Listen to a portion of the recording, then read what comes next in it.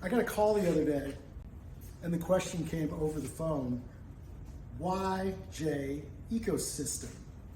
And my rhetorical response was, why not EcoSystem?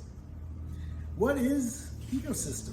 EcoSystem is digitally controlled drivers control system in addition to occupancy sensors. The beauty of it, it's digital versus what we typically see 0 to 10 volt, which is analog. I can demonstrate for you in our warehouse space that as we dim these lights, I don't know if you're picking it up in the camera, but you can see that there's 6 different manufacturers in this room, and each one of them is dimming at a different level, and here's what happens when you turn them off.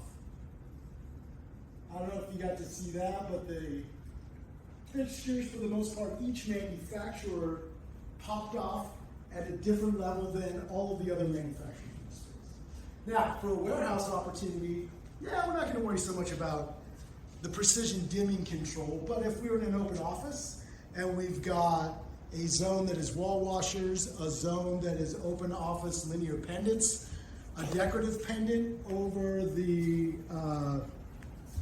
reception desk, and some wall washers, we have a completely different story that we want to tell as far as being able to digitally assign those zones to each other or work with each other, and to be able to identify precisely what those dimming levels might be, in addition to the occupancy and daylight zones.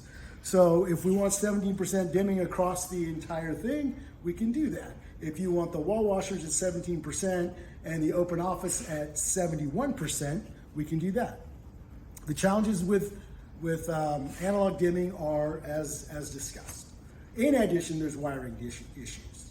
So the questions that were asked by the person on the phone were, I've heard that Lutron ecosystem is complicated to design, it's very expensive, and it's challenging for the contractor to install. And I'm going to go through those right now. So look, here is a typical drawing of the 2018 code supplement that's just gone into effect here in the state of Washington. We've got a 0 to 10 volt package up here, Lutron, all Lutron, and by the way, Lutron will do 0 to 10 volt. And here is an ecosystem design down here.